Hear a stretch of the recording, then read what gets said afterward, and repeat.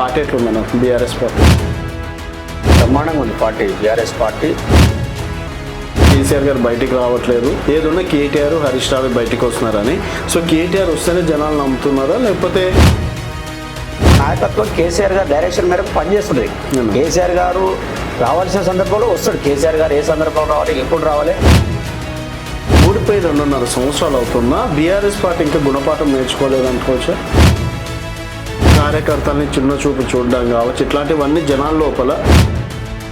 Party కార్యకర్తను గౌరవించుకోవడంలో మా పార్టీకి తప్ప మిగతా ఏ పార్టీలో కూడా ఈ దేశంలో ఏ పార్టీ కూడా ఉండదు.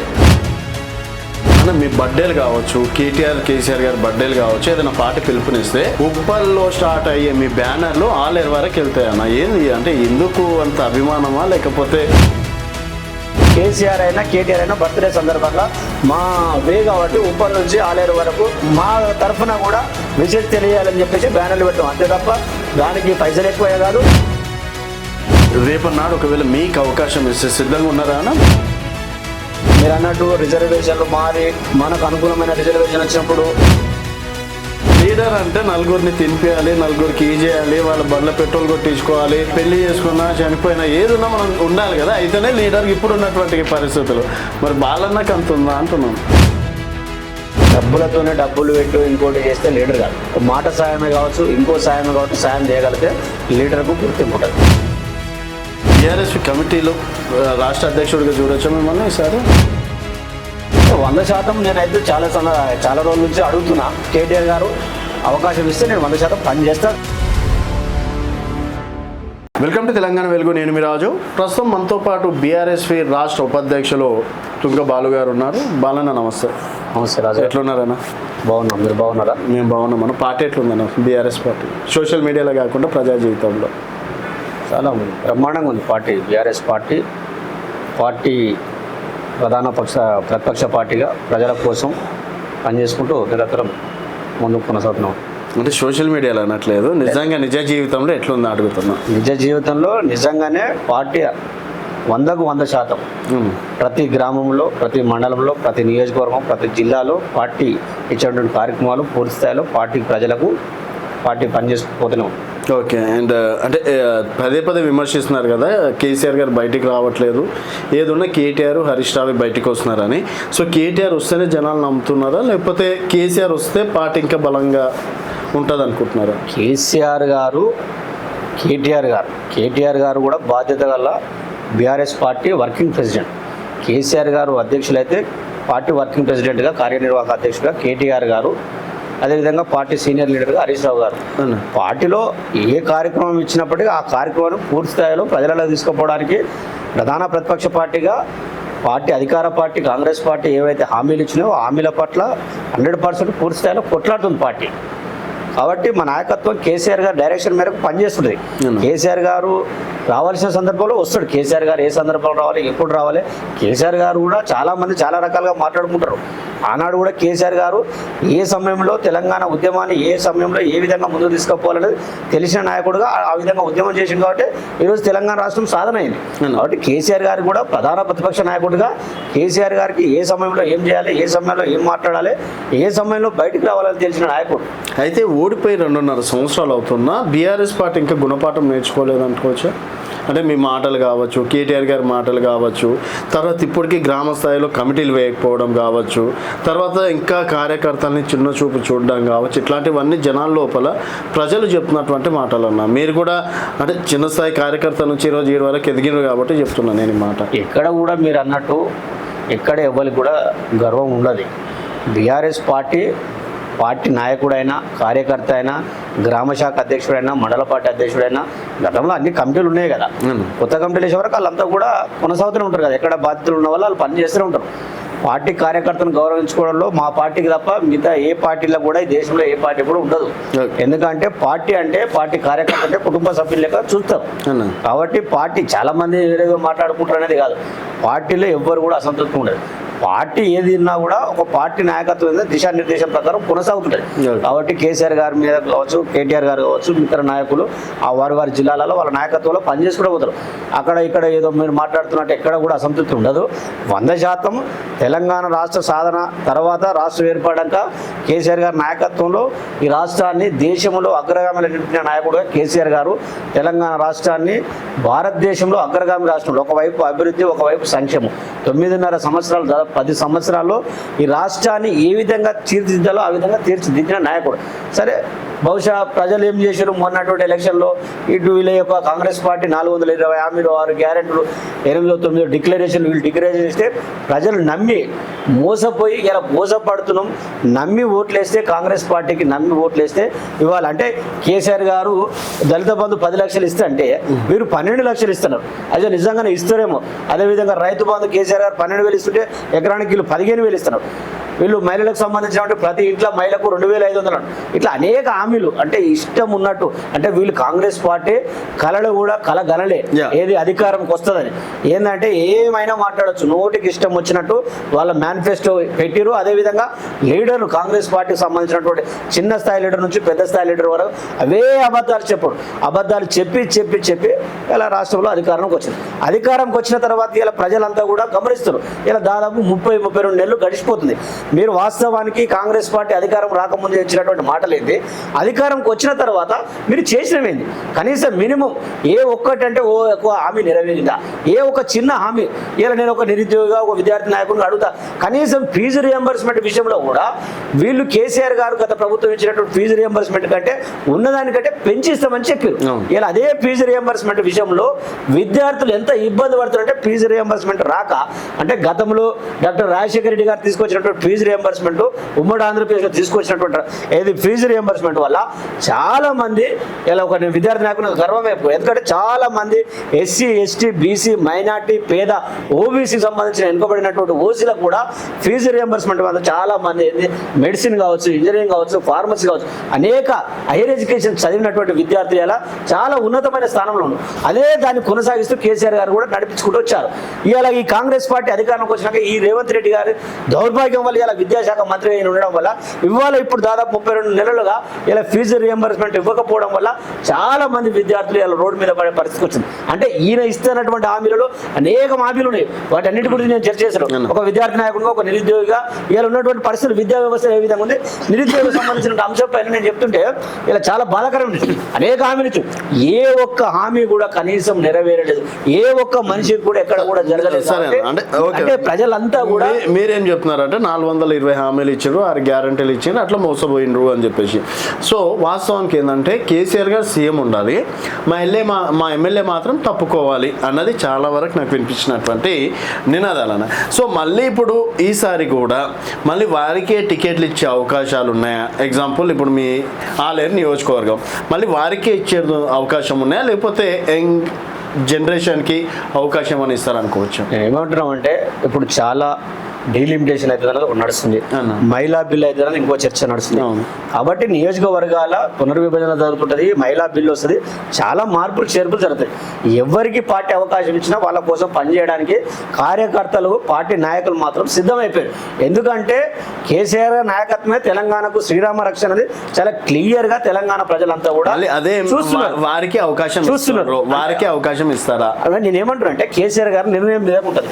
కేసీఆర్ గారు ఏ నిర్ణయం తీసుకున్నా కింద ఉన్నటువంటి కింది స్థాయిలో ఉన్నటువంటి ప్రజలంతా కూడా అది గ్రామ శాఖలో గ్రామంలో ఉన్నటువంటి కార్యకర్తలు కావచ్చు మండలంలో కావచ్చు ఆ కాన్స్టిట్యూన్సీ నియోజకవర్గ పరిధిలో ఉన్నటువంటి ముఖ్య నాయకులు కావచ్చు వాళ్ళంతా కూడా కేసీఆర్ ఏ నిర్ణయం తీసుకుంటే ఆ నిర్ణయానికి కట్టుబడి వాళ్ళంతా కూడా ప్రజలంతా పార్టీకి సంబంధించిన నాయకులంతా చూసి ఎమ్మెల్యేలను గెలిపించలేరు కదా. ఎందుకంటే కేసీఆర్ ఏదైనా కూడా నాయకుడే, ఏదైనా కూడా పార్టీ నాయకుడు అధిష్టానము ఆ నాయకుడు తీసుకున్నటువంటి నిర్ణయానికి కట్టుబడి ఉన్నప్పుడే ఆ పార్టీ అనేది ముందు కొనసాగుతుంది. పార్టీ ప్రభుత్వంలోకి వచ్చినాక ప్రజలకు ఏం చేయాలన్నటువంటి ఆ సిస్టంలో కేసీఆర్ గారి నాయకత్వంలో తెలంగాణ శ్రీరామ రక్షగా అంటే ఉంటది. అంటే తెలంగాణ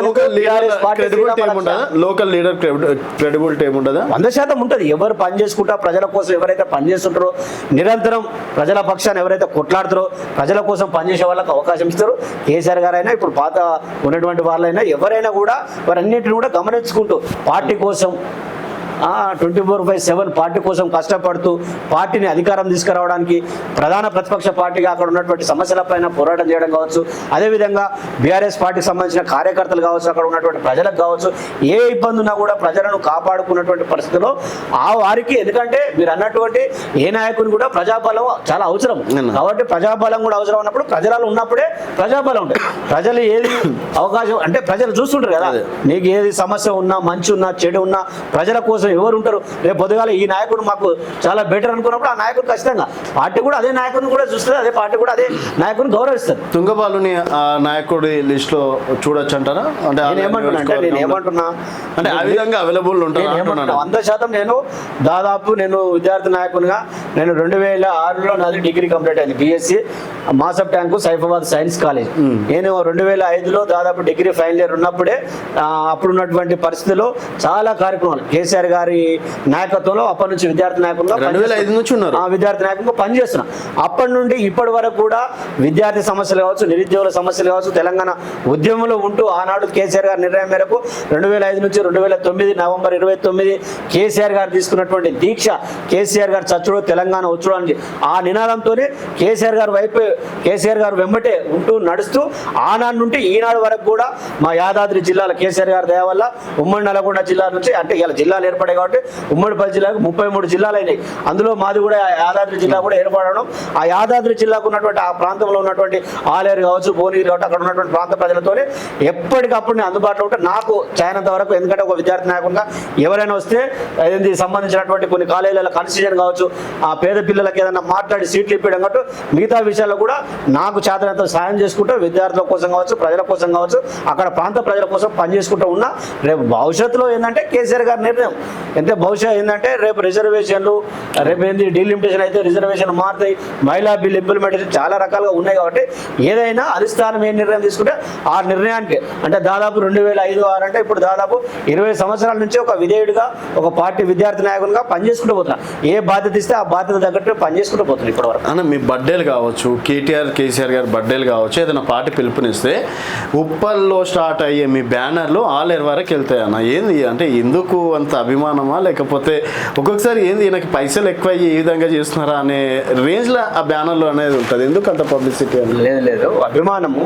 మా నాయకుడు కేటీఆర్ గారు, కేసీఆర్ గారు కావచ్చు, మా నాయకుల బర్త్డే సందర్భంగా మాతో పాటు మాకు సంబంధించినటువంటి మా మిత్రులు వాళ్ళంతా కలిసి కూడా కేసీఆర్ అయినా కేటీఆర్ అయినా బర్త్డే సందర్భంగా మా వే కాబట్టి ఉప్పల్ నుంచి ఆలేరు వరకు మా ప్రాంత వాసులు వస్తుంటారు పోతుంటారు కాబట్టి కేటీఆర్ గారికి సారు కేసీఆర్ గారు పెద్దలకు ఆ పెద్ద మనిషి బర్త్డే సందర్భంగా కూడా మా తరఫున కూడా విశేష తెలియాలని చెప్పేసి బ్యానర్లు పెడతాం, అంతే తప్ప దానికి పైసలు ఎక్కువే కాదు. ఎందుకంటే మా నాయకుల్ని గౌరవించుకోవాలని చెప్పేసి దాంతోపాటు కేసీఆర్ గారి నాయకత్వంలో, కేటీఆర్ గారి నాయకత్వంలో మేము సూచన మేరకు కూడా చాలా సందర్భాల్లో గిఫ్ట్ స్మైల్ కింద కూడా చాలా మంది నిరుపేద కుటుంబాలు కావచ్చు, పేద విద్యార్థులు కావచ్చు, మా నుంచి అయినటువంటి సాయం కూడా అదొక రకమైన సాయం. అది బయటకు కనబడదు, పబ్లిసిటీ కాదు, బ్యానర్లు మాత్రం మీకు బయట కనబడతాయి కాబట్టి మీరు అది డబ్బులు ఎక్కువ పెట్టిరా అనేది మీరు మాట్లాడుతున్నారు. మాకు మా నాయకుని మీద ఉన్నటువంటి గౌరవం, మా నాయకునికి మేము ఈ విధంగా శుభాకాంక్షలు తెలియాలని చెప్పేసి ఒక గౌరవించుకోవడం అంతే తప్ప మీరు దాన్ని వేరే రకంగా అనుకోవద్దు రాజు గారు. అయితే మీ బర్త్డే విషయాల్లో అన్న ఎమ్మెల్యే గారితో పోటీ పడేంత రేంజ్లో మీ బర్త్డే సెలబ్రేషన్స్ ఉంటాయి, ఏం దాని సీక్రెట్స్ అభిమానమా లేకపోతే ఇంకేదన్నా? నేను డెఫినెట్లీ ఏం చెప్పినా మీకు ఒకటే చెప్పిన రాజు గారు, నేను దాదాపు ఇప్పుడు 20-21 సంవత్సరాలు ఒక విద్యార్థి నాయకుడి నుంచి కేసీఆర్ గారి నాయకత్వంలో, కేటీఆర్ గారి సూచన మేరకు పార్టీ కోసం పనిచేసుకుంటూ వస్తున్నాం. మేము ఆనాడు నుంచి ఈనాడు వరకు ఎక్కడ కూడా ఎప్పుడు కూడా ఏంది గీత దాటలేదు. సో మనకు ఉన్నటువంటి పరిస్థితుల్లో అక్కడ ఉన్నటువంటి ప్రాంతంలో మాకు ఆ విధంగా మాకు ఒకరికొకరికి అభిమానం ఉండడం వల్ల మా పార్టీ మీద గౌరవంతో, మనకు ఉన్నటువంటి అభిమానంతో దాంట్లో కొంత బర్త్డే సందర్భంగా జనరల్గా బర్త్డే వేడుకలు జరుగుతాయి. ఎవరితోని నేను పోటీ పడాల్సిన అవసరం లేదు, ఎవరు పోటీ కాదు. జనరల్గా ప్రజలు ఎవరికి అవకాశం ఇస్తే వాళ్ళు ఎమ్మెల్యేలు అవుతుంటారు, పార్టీలు అవకాశం వస్తే అలా వాస్తవానికి అక్కడ ఉన్నటువంటి పరిస్థితుల్లో కాంగ్రెస్ పార్టీకి అవకాశం ఇస్తే కాంగ్రెస్ పార్టీ నాయకుడు ఎమ్మెల్యే, వాళ్ళతో మేము పోల్చుకోవాల్సిన అవసరం లేదు. ఎందుకంటే మేము ఉద్యమం చేసినాం, ఉద్యమ నాయకుడిగా మనకు ఉన్నటువంటి గౌరవం మాకు ఉంటుంది. ఎందుకంటే మనకు తెలంగాణ రాష్ట్రం కోసం నేను కేసీఆర్ గారి నాయకత్వంలో 2005-6 నుంచి పనిచేసుకుంటూ వస్తుంటే ఉద్యమం పీక్ స్థాయిలో 2009లో ఆ ఉద్యమంలో మొదటి వరుసలో జేఏసీలో యూనివర్సిటీ వేదికగా జేఏసీ ఏర్పాటుగా జేఏసీలో క్రియాశీలకంగా ఉన్న నాయకుడిని అనేక కేసులు జైళ్లు ఇవన్నిటిని అనుభవించిన నాయకునిగా నాకు అక్కడ ఇచ్చేటువంటి ప్రజలు మా ప్రాంత ప్రజలు మాకు గౌరవిస్తారు, గుర్తుపెట్టుకొని గుర్తించుకొని మన బర్త్డేని కొంత చేసుకుంటారు. మాతో ఉన్నటువంటి మా మిత్ర బృందం కావచ్చు, మా ఇది మిత్రులు కావచ్చు, అంతా అందరూ కలిసి చేసుకున్నటువంటి బర్త్డే సందర్భం. మేము వేరే కార్యక్రమాలు మేము ఏదైనా పార్టీ కార్యక్రమాలు చేసుకుంటూ పోతుంటాం.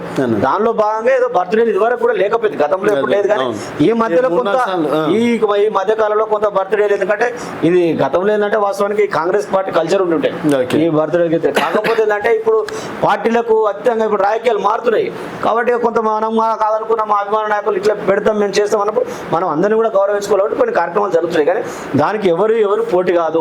మా స్టైల్ మా కేసీఆర్ గారి నాయకత్వంలో ఉద్యమ నాయకునిగా మనము ఏం పని చేయాలి, ప్రజల కోసం నిరంతరం ప్రజలకు ఏం చేయాలి, తెలంగాణ వాస్తవంగా తెలంగాణ మనం ఉద్యమంలో కొట్టాడు తెలంగాణ రాష్ట్రం సాధించిన నాయకుడిగా మనకి ఏ అవకాశం ఏ బాధ్యత ఇస్తే వాటి తగ్గట్టు పనిచేసుకుంటూ పోతాం. ప్రజల కోసం పనిచేసే నాయకులుగా మనం ముందు పోతాం. అయితే రేపన్నాడు ఒకవేళ మీకు అవకాశం ఇస్తే సిద్ధంగా ఉన్నారా పెంచడానికి గెలవడానికి? మీరు 100%. నేను ఏమంటున్నానంటే మీరు అన్నట్టు మా ప్రాంతము మీరు అన్నట్టు రిజర్వేషన్లు మారి మనకు అనుకూలమైన రిజర్వేషన్ వచ్చినప్పుడు కేసీఆర్ గారు ఒక విద్యార్థి నాయకుడుగా ఇప్పుడు దాదాపు 20 సంవత్సరాలుగా నేను పనిచేస్తున్నాం. ఒక నిబద్ధత కార్యకర్తగా విద్యార్థి నాయకుడుగా పనిచేస్తున్నాం. కేసీఆర్ గారు కేటీఆర్ గారు సూచించి మనను అవకాశం ఇచ్చి మీరు ఉండాలనుకున్నప్పుడు మేము కూడా ఖచ్చితంగా మన లక్ష్యమే అది కదా. ఇప్పుడు మొదటి నుంచి పనిచేస్తాం. ఇప్పుడు ఎలక్షన్స్ కూడా కొంచెం కాస్ట్లీ అయిపోయినాయి కదా 100%. అంటే ఎలక్షన్స్ కాస్ట్ అయిపోయినా ఎలక్షన్ తగ్గట్టు మనం ఏదో ఒకటి మనకు ఒక లక్ష్యం. విద్యార్థి నాయకుడిగా ఆ స్థాయికి వెళ్ళడం విద్యార్థి నాయకుని అంటే విద్యార్థి నాయకునిగా దిశగా ముందుకు కొనసాగుతున్నాం. అంటే విద్యార్థి నాయకునిగా స్టార్ట్ అయినాం. విద్యార్థి నాయకునిగా 2005-6 నుంచి స్టార్ట్ అయినాం. ఇప్పుడు దాదాపు చేసుకుంటే 20 సంవత్సరాలకు వెళ్ళి కొనసాగుకుంటూ వస్తా ఉన్నాం. వెల్ సెటిల్ అంటే ఏదో నడుస్తుంది ఇప్పుడు అంటే నడిపిస్తున్నాం. మనం ఒక లక్ష్యం కూడా ఉంటుంది కదా. ఒక లీడర్ అంటే నలుగురిని తినిపించాలి, నలుగురికి ఈ చేయాలి, వాళ్ళ బండ్ల పెట్రోల్ కొట్టించుకోవాలి, సాయంత్రం అయితే మంచి బాగోకులు చూసుకోవాలి, ఎవరైనా పెళ్లి చేసుకున్నా చనిపోయినా ఏదున్నా మనం ఉండాలి కదా. అయితేనే లీడర్కి ఇప్పుడు ఉన్నటువంటి పరిస్థితులు. మరి బాలన్నకి అంత ఉందా అంటున్నాం. ఇప్పుడు మేము ఏమంటున్నాం మీరు అన్నటువంటి దానికి లీడరు సరే డబ్బులతోనే డబ్బులు పెట్టు ఇంకోటి చేస్తే లీడర్ కాదు. వాళ్ళకు ఆపద వచ్చినప్పుడు వాళ్ళకి వీలైనంత మన సాయం మాట సాయమే కావచ్చు ఇంకో సాయమే కావచ్చు సాయం చేయగలిగితే లీడర్కు గుర్తింపు ఉంటుంది. అదేవిధంగా అక్కడ ప్రాంతం కావచ్చు ఈ ప్రాంతం కోసం ఉద్యమంలో తెలంగాణ ఉద్యమం కోసం తెలంగాణ రాష్ట్రం కోసం ఏ విధంగా అయితే ఫైట్ చేసి కొట్లాడి రాష్ట్రాన్ని సాధించుకున్నామో ఆ ఉద్యమ నాయకుడిగా నాకు ఆ గౌరవం ఉంటుంది. సో ఆ రోజు నుంచి ఈ రోజు వరకు అదే స్టైల్లో పనిచేసుకుంటూ పోతాం. అంటే మనం చేసేటువంటి పని విధానాన్ని బట్టి ఖచ్చితంగా ఏంటంటే ప్రజలు అంటే చూస్తుంటారు. డబ్బులు ఉన్న వాళ్ళనే లీడర్గా అంటే డబ్బులు ఉంటేనే లీడర్గా గుర్తించరు. ప్రజలు ఏంటంటే డబ్బులు ఉన్నా లేకుండా మన సమస్యల పట్ల మన ప్రాంతం పట్ల మన కోసం ఫైట్ చేసేటువంటి నాయకుడిని ఎన్నుకుంటారు. ఆ ఎన్నుకున్న సందర్భంలో మనం ఇన్ని సంవత్సరాలుగా ఒక ఉద్యమ నాయకుడుగా విద్యార్థి నాయకుడుగా ఇన్ని సంవత్సరాలుగా పనిచేసడం అంటే ఒక నిబద్ధత గల అంటే ఏ అవకాశం రాకున్నా పార్టీ కోసం నిరంతరం మళ్ళీ పార్టీ అధికారం రావడానికి నిరంతరం కష్టపడతాం అంటే ఏంటి మనం ఒక లక్ష్యం కోసం పనిచేస్తుంటాం. కాబట్టి దీన్ని ప్రజలంతా కూడా గమనిస్తున్నారు. కాబట్టి ఖచ్చితంగా డబ్బులు ఉన్నవారిని డబ్బులు లేని వారిని కూడా ప్రజలు ఆశీర్వదిస్తారు. ప్రజలు ఎందుకంటే చాలా మందికి చాలా రకాలుగా రాజకీయాలలో అవకాశాలు వస్తాయి. అందరూ డబ్బులు ఉన్నోళ్ళే రారు. అంత కార్పొరేట్ సెక్టార్లకి వెళ్ళి మీరు అన్నట్టు డబ్బులు ఉన్నోళ్ళే వచ్చి డబ్బులు ఇస్తేనే రోజు తినిపిస్తేనే తాగిపిస్తేనే ఓట్లు వేస్తేనే తప్పు అది. ఎందుకంటే సరే అవసరం డబ్బు ఎంత అవసరమో అంత అవసరం వాస్తవానికి. దాని తగ్గట్టు కూడా ఆ సందర్భం వచ్చినప్పుడు మనకు కూడా సాయం చేసే వాళ్ళు ఉంటారు, సహకరించే వాళ్ళు ఉంటారు. 100% మనం పని చేసుకుంటుంటాం. మన లక్ష్యం కోసం పనిచేసినప్పుడు మనకు కూడా నలుగురు తోడవుతారు కదా. ఆ నలుగురు సాయంతో మనం కూడా ముందు కొనసాగుతుంటాం. మన లక్ష్యం ఏంది ఎట్టి పరిస్థితుల్లో మనకు కావాలి. మనం ఆనాడైనా ఈనాడైనా పార్టీ నాయకత్వంలో పనిచేసుకుంటూ పోతున్నప్పుడు మనం ఏదో ఒకటి కావాలన్న లక్ష్యంతో ముందు పోతున్నాం కదా. సరే బాలన్న, ఇప్పుడు మీ ఆలేరు నియోజకవర్గం నుంచి దాదాపు ఒక 5-6 సమస్యలు నాకు తెలుసు. సో మీకేమన్నా తెలిసే సమస్యలు ఇప్పుడు ఉన్నటువంటి పరిస్థితులు అండ్ 2.5 సంవత్సరాలుగా కాంగ్రెస్ పార్టీ ఎమ్మెల్యే బీర్లా ఎల్లయ్య గారు సాధించినటువంటి విజయాలు కావచ్చు, మీరు హామీలు ఇచ్చి మాట తప్పినవి కావచ్చు, అంటే అవగాహన ఉందా దాని మీద? 100%. ఎందుకంటే ఆ ప్రాంతంలో ఇప్పుడు వాస్తవానికి బీర్లా ఎల్లయ్య గారు ఎమ్మెల్యే అయినా కూడా పక్కపొట్టి భువనగిరి అసెంబ్లీలో ఆయన అనిల్ రెడ్డి కుంభం అనిల్ రెడ్డి అయినా కూడా మీరు ఆ ప్రాంతం కోసం చేసింది లేదు. ఈ 32 నెలలుగా వాళ్ళు చేసింది జీరో. గన్నమల్ల ప్రాజెక్ట్ తీసుకోవాలి. అరే గన్నమల్ల ప్రాజెక్ట్ బీర్లా ఎల్లయ్య కాదు నీళ్ళ ఎల్లయ్య అని పిలుస్తున్నారంట. బీర్లా ఐలేనో బీర్లా నీళ్ళ ఐలేనా ఏం చేసిండు బీర్లా ఐలే నీళ్ళ ఐలే అంటే గతంలో కాళేశ్వరం ప్రాజెక్టులో భాగంగానే గద్దమల్ల కావచ్చు, బస్వాపూర్ కావచ్చు, ఇవి రెండు అందులో ఉన్నటువంటి ఈయన తీసుకుపోయి కొత్తగా ఏమంటారు చూడు, మళ్ళీ ఏదో శంకుస్థాపన చేసినట్టు ఏదో ప్రోగ్రాం పెట్టుకొని ముఖ్యమంత్రిని పిలుచుకొని చేసిండు. సరే చేసిండు, అయినప్పటికీ ఇప్పటికి ఏం చేసిండు అక్కడ గంధమల్లకి తట్టడి మట్టిని తీసిన ఆయన కూడా. ఇప్పుడు గతంలో కేసీఆర్ గారి నాయకత్వంలో కాళేశ్వరం పట్టినప్పుడు ఈ బస్వాపూర్ సంబంధించింది కాబట్టి బస్వాపూర్ ఆల్మోస్ట్ కంప్లీట్ అయిపోయింది, దానికి వాటర్ కూడా వస్తాయి.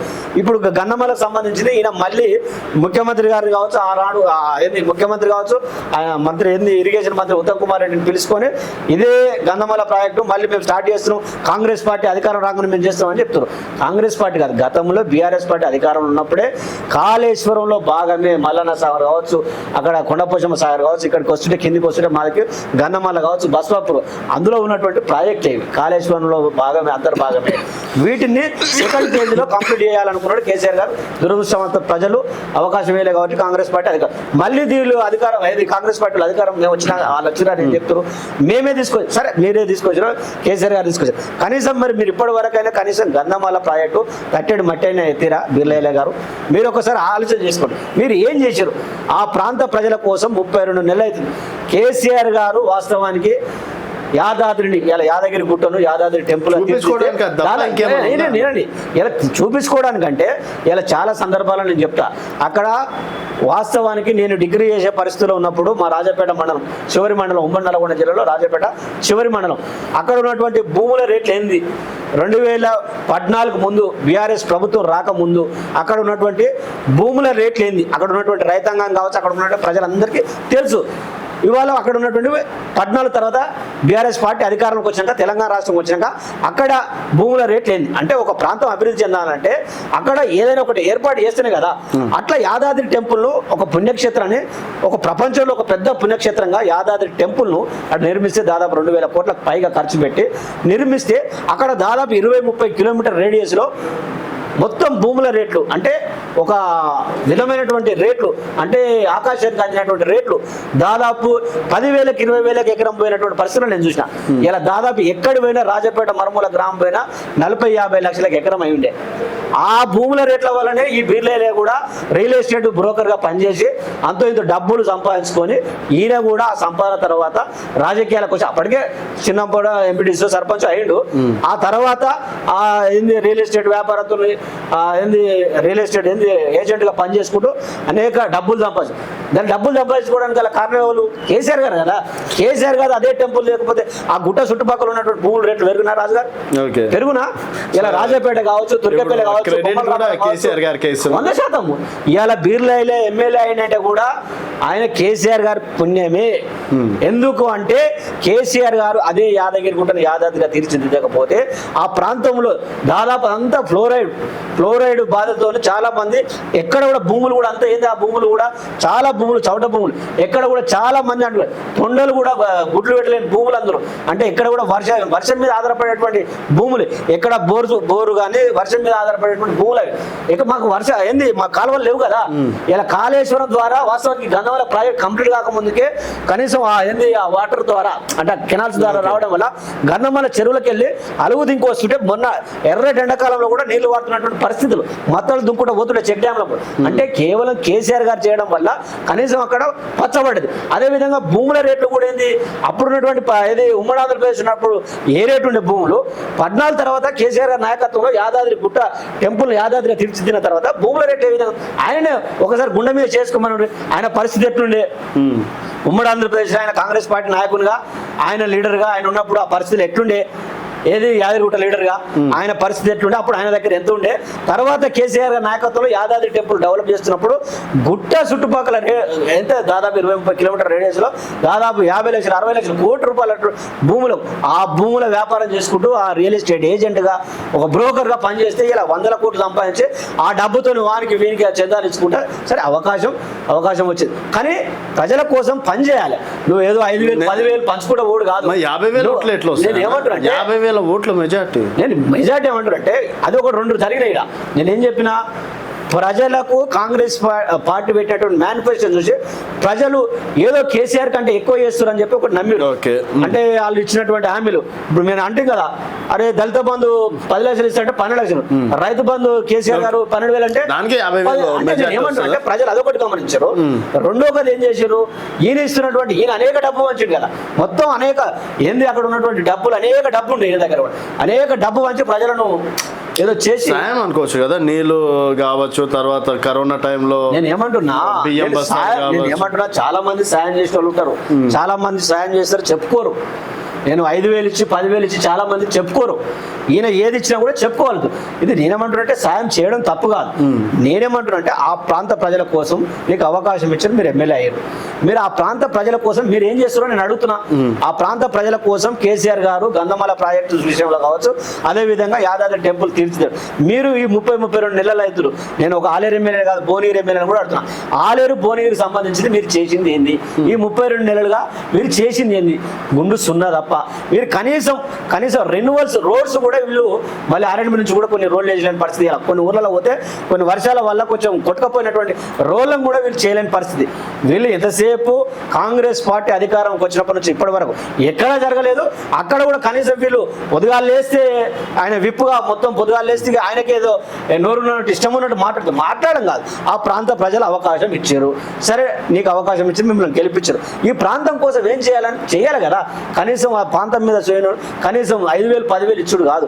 ఈ ప్రాంత ప్రజల యొక్క యువత కావచ్చు, మహిళలు కావచ్చు, చాలా మందికి ఏ విధంగా ఉపాధి కల్పించాలి. అక్కడ ఇంకా వేరే విధంగా ఇప్పుడు వాస్తవానికి ఏంటంటే కనీసం ఇప్పుడు మీరు అన్నారు అక్కడ ఓన్లీ దాదాపు చాలా మంది ప్రత్యక్షంగా పరోక్షంగా యాదాద్రి టెంపుల్ కట్టడం వల్ల కొంతమంది షాపులు కావచ్చు, కొంతమంది ఆటోలు కావచ్చు, కొంతమంది వేరే రకరకాలుగా ఇది జీవన ఉపాధి ఉంటుంది. ఇప్పుడు అదే టెంపుల్ కూడా నీకు చాలా మందికి ఏంటంటే జీవన ఉపాధే కదా.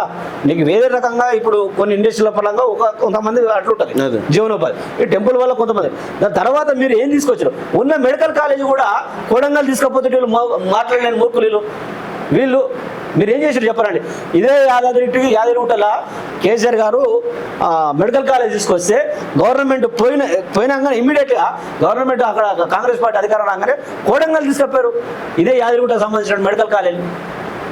వీళ్ళు కనీసం కాలేజీ కాపాడితే ఇలా అక్కడ ఉన్నటువంటి ప్రాంతంలో చాలా మందికి ప్రత్యక్షంగా పరోక్షంగా ఎంతో మందికి ఉపాధి దొరుకుతుందిగా. ఒక మెడికల్ కాలేజ్ రావడం వల్ల ఎంతమందికి ఉంటుంది చెప్పండి రాజుగారు.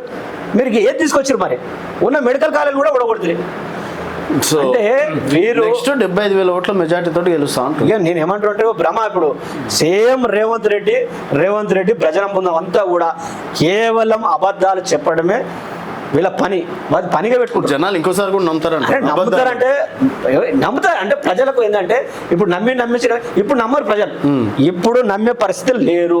వీళ్ళ పూర్తిగా అబద్ధాలు. వీళ్ళు రేవంత్ రెడ్డి కావచ్చు, అదే విధంగా రేవంత్ రెడ్డితో పాటు ఉన్నటువంటి కాంగ్రెస్ పార్టీ సోకాల్ లీడర్ ఎవరు ఉత్తమ్ కుమార్ రెడ్డి కావచ్చు, కోమటిరెడ్డి వెంకరెడ్డి బ్రదర్స్ కావచ్చు, అదే విధంగా బిర్లా కావచ్చు, అక్కడ ఉన్నటువంటి అనిల్ కుమార్ రెడ్డి కావచ్చు, కాంగ్రెస్ పార్టీ సంబంధించినటువంటి లీడర్లు కావచ్చు, మంత్రులు కావచ్చు, వీళ్ళు పదే అబద్ధాలు చెప్పి నేను అడుగుతున్నానండి. కాంగ్రెస్ పార్టీ అధికారంలోకి వస్తే మీరు ఇస్తున్నటువంటి ఏ హామీ గురించి ఎక్కడ చర్చ చేసి చెప్పండి. ఏమనంటే మేము ఇస్తలేమా ఇందిరా మిల్లు అంటారు. ఇందిరా మిల్లు మేము ఇవ్వలేదు. డబుల్ బెడ్రూమ్ మిల్లు చాలా తీసుకొచ్చింది కదా కేసీఆర్ గారు. ఇలా ఈ రాష్ట్రంలో చాలా మంది సంక్షేమం అంటే ఏ విధంగా ఉంటుందో దేశంలో ఈ రాష్ట్రాన్ని చూసి గర్వించదగ్గ రాష్ట్రాన్ని అభివృద్ధి చేసాడు. కాబట్టి కాంగ్రెస్ పార్టీని నమ్మే పరిస్థితి లేరు. వీళ్ళు కలలు కంటారు. కలలు కనండి, కలలు కనమనండి, కలలు కనడం సహకారం చేసుకుంటారా మీరు? సహకారం 100% ప్రజలంతా కూడా ఎప్పుడు ఎలక్షన్లు పెట్టినా కేసీఆర్ గారి నాయకత్వంలో బీఆర్ఎస్ పార్టీని అధికారంలో తీసుకురావడానికి ప్రజలంతా కూడా సిద్ధమై ఉన్నారు. అన్న ఇంకోటి బీఆర్ఎస్ కమిటీలో రాష్ట్ర అధ్యక్షుడిగా చూడొచ్చా మిమ్మల్ని ఈసారి? 100% నేనైతే చాలా రోజుల నుంచి అడుగుతున్నా. వాస్తవానికి ఇస్తామని చెప్పేసి చాలా సందర్భాలు చెప్పడం కూడా చెప్తుంది పార్టీ. అది కాకపోతే ఏంటంటే నేను వాస్తవానికి ఏంటంటే చాలా రోజులుగా విద్యార్థి నాయకులుగా పనిచేస్తున్నా. నాకు కూడా ఏంటంటే ఒక విద్యార్థి అధ్యక్షుడిగా పనిచేయాలనేది ఉంది. కేటీఆర్ గారు అవకాశం ఇస్తే నేను 100% పనిచేస్తా. విద్యార్థి అధ్యక్షుడిగా నేను ఏ విధంగా పనిచేయాలి, ఇన్ని సంవత్సరాలుగా నాకు విద్యార్థి నాయకునిగా నాకు ఉన్నటువంటి అనుభవాన్ని పూర్తిగా ఎట్లానో స్టెప్ బై స్టెప్ ఈరోజు ఉపాధ్యక్షుల వరకు ఎదగడం. నేను సెక్రటరీగా చేసిన, జనరల్ సెక్రటరీ చేసిన, స్టేట్ వైస్ ప్రెసిడెంట్ చేసిన, సిటీలో సైఫాబాద్ కాలేజీ సిటీ సెక్రటరీగా చాలా పోస్టులు చేసిన విద్యార్థిని. కాబట్టి వీటన్నిటిని కూడా ఈ అనుభవాన్ని అంతా కూడా ఇప్పుడు ఈ రానున్న రోజులు నాకు అవకాశం ఇస్తే రాష్ట్ర అధ్యక్షుడిగా 100% పార్టీ కోసం నిరంతరం పనిచేసి పార్టీ అధికారం రావడానికి నా వంతుగా తెలంగాణలో ఉన్నటువంటి ఉమ్మడి 10 జిల్లాలు కావచ్చు, కొత్తగా ఏర్పడిన 33 జిల్లాలో నాకు ఎందుకంటే లాంగ్ టైం నుంచి పరిచయాలు ఉంటాయి కాబట్టి పూర్తిగా అంటే ఒక విద్యార్థి విభాగం ఏ విధంగా పనిచేయాలి, విద్యార్థి నాయకులకు ఉండాల్సినటువంటి విద్యార్థి నాయకత్వంలో ఎట్లా ముందు పోవాలనే దాని మీద నేను పనిచేస్తే నాకు అవకాశం ఇస్తారని కూడా నేను ఆశిస్తున్నాను. ఓకే అన్న, all the best and thank you అన్న, thank you so much. So ఇది మన తుంగబాలు గారితో స్పెషల్ చిట్ చాట్. మరో గెస్ట్తో మళ్ళీ కలుద్దాం. చూస్తూనే ఉండండి తెలంగాణ వెలుగు.